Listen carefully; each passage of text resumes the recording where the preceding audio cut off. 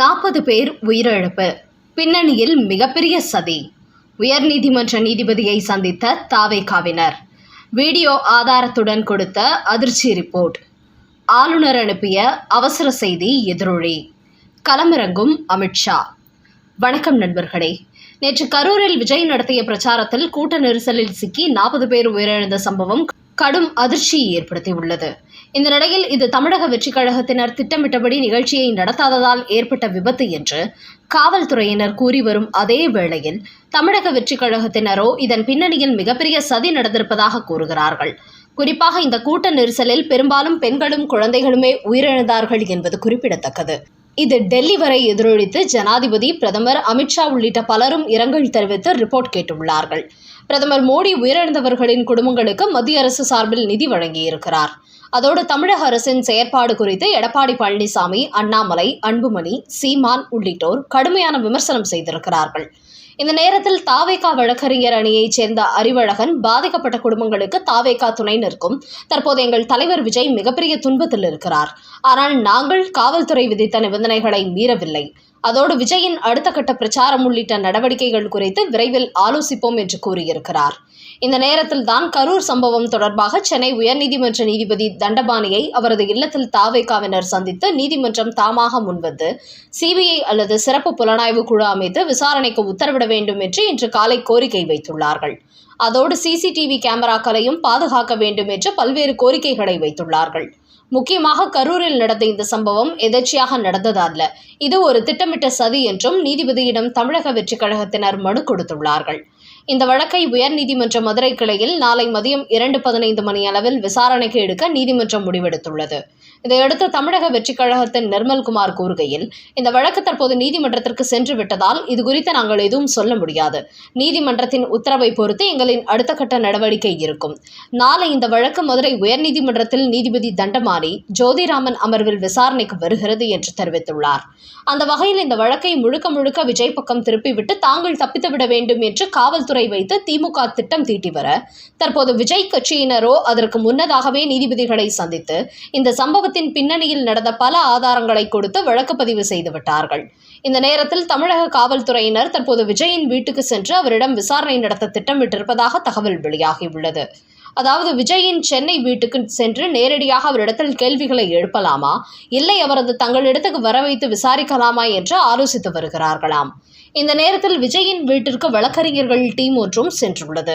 கரூர் சம்பவத்தில் சிபிஐ விசாரணை கேட்டு வழக்கு தொடுக்கலாம், விஜய் மற்றும் தமிழக வெற்றிக் கழக நிர்வாகிகளுக்கு முன்ஜாமீன் வாங்கலாமா என்பது உள்ளிட்ட விஷயங்களை தமிழக வெற்றிக் கழகத்தின் வழக்கறிஞர்கள் அணியினர் ஆலோசனை செய்து வருகிறது.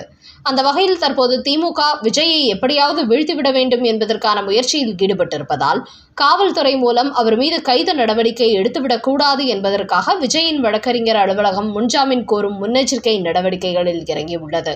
குறிப்பாக நாளை மதுரை உயர்நீதிமன்றம் இந்த விவகாரத்தில் எத்தகைய முடிவெடுக்கப் போகிறது என்பதை எதிர்நோக்கியுள்ள தாவேகாவினர், விஜய் மீது கைது நடவடிக்கை எடுக்க மு.க. ஸ்டாலின் திட்டமிட்டு வருவதை எப்படியேனும் முறியடித்துவிட வேண்டும் என்று படுதீவிரம் காட்டி வருகிறார்கள்.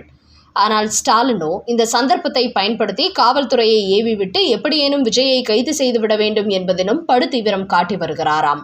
அதன் காரணமாக தற்போது கரூர் சம்பவம் தமிழக அரசியலில் கடும் பதற்றத்தை ஏற்படுத்தியிருக்கிறது. அடுத்த செய்தி. விஜயை சுற்றி வளைத்த திமுக. டெல்லிக்கு ஆளுநர் அனுப்பிய ரிப்போர்ட். விரைவில் களமிறங்கும் அமித்ஷா. தற்போது தமிழக அரசியலில் எதிர்பாராத சிக்கலில் சிக்கியிருக்கிறார் விஜய். குறிப்பாக மீண்டும் திமுக ஆட்சிக்கு வர முடியாது என்கிற ஒரு சவாலான சூழ்நிலையை ஏற்படுத்தினார். அதன் காரணமாகவே விஜய்க்கு ஒரு முடிவு கட்ட வேண்டும் என்று முடிவெடுத்த மு.க. ஸ்டாலின் வேலையை காட்டிவிட்டார். குறிப்பாக தனக்கு பிறகு தனது மகன் உதயநிதி வரும்போது விஜய் மிகப்பெரிய சக்தியாக உருவெடுத்து நின்றால் அதன் பிறகு திமுக ஆட்சி பீடத்திற்கு வரவே முடியாது என்பதனால் விஜயை ஆரம்பத்திலேயே கிள்ளிவிட வேண்டும் என்று திமுகவினர் படு தீவிரமாக திட்டம் தீட்டி வந்தார்கள். அந்த அசைன்மென்ட்டை தான் செந்தில் பாலாஜியிடம் கொடுத்து கரூரில் நேற்று 40 பேர் உயிரிழப்பதற்கான சம்பவத்தை செய்துள்ளார்கள். குறிப்பாக விஜய் பேசிக் கொண்டிருந்த போது அந்த கூட்டத்துக்குள் செந்தில் பாலாஜியின் குண்டர்கள் 150 பேரை இறக்கிவிடப்பட்டுள்ளார்கள். அவர்கள் உள்ளே இறங்கி இருக்கும் போது அங்கு பவர் கட் செய்யப்பட்டுள்ளது. அதையடுத்து கல்வீச்சு நடந்துள்ளது. இதுபோன்ற சலசலப்புகள் ஏற்பட்ட பிறகுதான் ஏதோ அசம்பாவிதம் நடக்கப் போகிறது என்பதை புரிந்து கொண்டு மக்கள் அங்கிருந்து வெளியேற தொடங்கி இருக்கிறார்கள். அப்போது சிலர் கீழே தவறி விழுந்து அவர்கள் மீது மற்றவர்கள் மிதித்து மூச்சு திணறி உயிரிழந்துள்ளார்கள். இதில் முக்கியமான இன்னொரு விஷயம் என்னவென்றால், அங்கிருந்து முதல் நபரை அரசு மருத்துவமனைக்கு எடுத்துச் செல்லும் போது அங்கே தயார் நிலையில் நின்றாராம் முன்னாள் அமைச்சர் செந்தில் பாலாஜி. அதாவது, நம்முடைய குண்டர்களை களத்தில் இறக்கிவிட்டுள்ளோம். கண்டிப்பாக அரை மணி நேரத்திற்குள் அசம்பாவிதம் ஏற்பட்டு உயிருக்கு போராடி கொண்டிருக்கும் நபர்களை இங்குதானே கொண்டு வந்தாக வேண்டும் என்கிற நம்பிக்கையுடன் அங்கு நின்று கொண்டிருக்கிறார் செந்தில் பாலாஜி. அதையும் அங்குள்ள பல இளைஞர்கள் இன்றைய தினம் மீடியாக்களிடம் தெரிவித்துள்ளார்கள். அந்த வகையில் இது திமுகவின் திட்டமிட்ட சதி என்பதை கரூரில் உள்ள பல ஆண்களும் பெண்களும் தெரிவித்துள்ளார்கள்.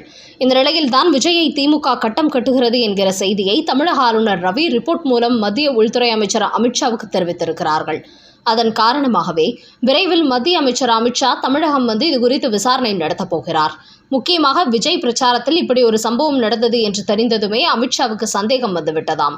அதன் காரணமாகவே அடுத்த கட்டமாக எப்படிப்பட்ட விசாரணை நடத்த வேண்டும் என்று முக்கிய காவல்துறை அதிகாரிகளை அழைத்து உள்துறை அமைச்சர் அமித்ஷா உத்தரவிடப் போவதாகவும் தகவல்கள் வெளியாகியுள்ளன. அது மட்டுமின்றி இந்த விவகாரத்தில் நடிகர் விஜய் நேரடியாக திமுகவை எதிர்த்து நின்றால் அவருக்கு நியாயம் கிடைக்காது. அமித்ஷாவிடம் சென்று நடந்த விஷயங்களை சொன்னால் மட்டுமே அவர் இந்த சிக்கலிலிருந்து தன்னை காப்பாற்றிக் கொள்ள முடியும்.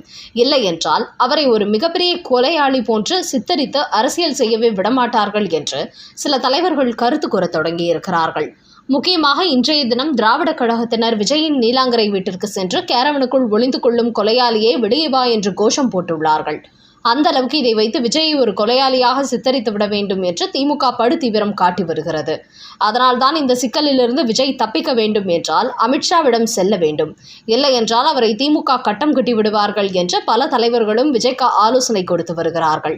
அதனால் இந்த விஷயத்தில் விஜய் புத்திசாலித்தனமாக முடிவெடுப்பாரா, இல்லை பாஜகவிடம் நான் சரணடைவதா என்று சவடால் விட்டுக்கொண்டு திமுகவிடத்தில் சிக்கி சிதைந்து போவாரா என்பதை பொறுத்திருந்து பார்ப்போம். மீண்டும் கரூருக்கு செல்லும் விஜய். கரூரில் நேற்று விஜய் பேசி முடித்த போது அங்கு சிலர் இறந்து விட்டதாக கூறியுள்ளார்கள். அப்போது விஜய் அங்கிருந்து புறப்பட்டு சென்றபோது சில ஊடகத்தினர், உங்களது பிரச்சாரத்திற்கு வந்த சிலர் இறந்து விட்டார்கள், அது குறித்து என்ன சொல்ல விரும்புகிறீர்கள் என்று அவரிடத்தில் கேள்வி கேட்டுள்ளார்கள். அதற்கு விஜய் எந்த ஒரு பதில் சொல்லாமல் முகத்தை திருப்பிக் கொண்டு சென்றிருக்கிறார். அதோடு விஜயை பொறுத்தவரை தான் அரசியல் கட்சி தொடங்கியதிலிருந்து மீடியாக்களின் எந்த ஒரு கேள்விகளுக்கும் பதில் சொல்வதில்லை என்பது குறிப்பிடத்தக்கது. அதோடு நேற்று இரவு அவர் உடனடியாக கரூரில் இருந்து சென்னைக்கு புறப்பட்டு சென்றுள்ளார். இதற்கு மேலும் எங்கே இருக்க வேண்டாம், எங்களால் உங்களுக்கு சரியான பாதுகாப்பு கொடுக்க முடியாது என்று சொல்லி போலீசாரை சென்னைக்கு திரும்புமாறு சொல்லியிருக்கிறார்களாம். இப்படியான நிலையில் இன்று விஜயின் தமிழக வெற்றிக்கழக அலுவலகத்தில் வழக்கறிஞர்கள் முன்னிலையில் அவசர ஆலோசனை கூட்டம் ஒன்று நடைபெற்றுள்ளது. அப்போது விஜயின் கரூர் மாவட்ட நிர்வாகிகள் கலந்து கொண்டு இந்த விவகாரத்தில் தமிழ்நாட்டில் உள்ள அனைத்து அரசியல் கட்சி தலைவர்களும் மக்களை சந்தித்து ஆறுதல் கூறியிருக்கிறார்கள். அதனால் இதில் சம்பந்தப்பட்ட நாம் கண்டிப்பாக மக்களை சந்தித்து ஆறுதல் சொல்லியே ஆக வேண்டும். பாதிக்கப்பட்ட குடும்பத்திற்கு தலா 20 லட்சம் கொடுத்து உதவி செய்ய வேண்டும். அதை விஜய் தனது கையாலே கொடுத்து ஆறுதல் சொன்னால்தான் சரியாக இருக்கும் என்று கூறியுள்ளார்கள். அதையடுத்து விஜயும் அதற்கு சம்மதம் தெரிவித்ததை அடுத்து கரூர் மாவட்ட காவல்துறையிடம் விஜயின் தமிழக வெற்றி கழகத்தினர் அனுமதி கேட்டுள்ளார்களாம். அதற்கு உடனடியாக அனுமதி கொடுக்காத காவல்துறையினர் ஆலோசனை செய்துவிட்டு பின்னர் கூறுவதாக தெரிவித்திருக்கிறார்களாம். அதனால் காவல்துறையினர் அனுமதி கொடுத்ததும் மீண்டும் விஜய் கரூருக்கு செல்வார் என்பது தெரிய வந்துள்ளது. அப்போது உயிரிழந்த 40 பேரின் குடும்பத்தினரையும் சந்தித்து 20 லட்சம் ரூபாய் கையில் கொடுத்து அவர்களுக்கு இரங்கலை தெரிவிப்பதற்கும் திட்டமிட்டுள்ளாராம் விஜய்.